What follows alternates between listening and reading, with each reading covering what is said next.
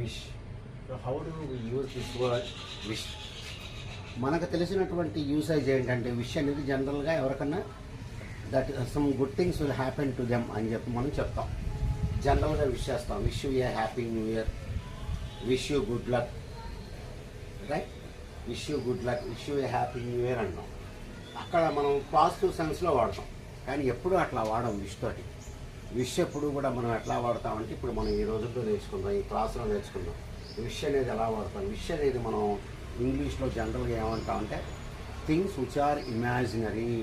You are imagining something, the things which are not real, which are not going to happen అనే సెన్స్లో దీన్ని వాడతాం, right? కాబట్టి ఎట్లా వాడతాం దీన్ని? ఇమాజినరీ అంటాం. Imaginary things not going to happen, things not going to happen అనే సెన్స్లో మనం వాడతాం. ఎట్లా ఒక ఎగ్జాంపుల్ చూస్తే మీకు తెలుస్తుంది. ఐ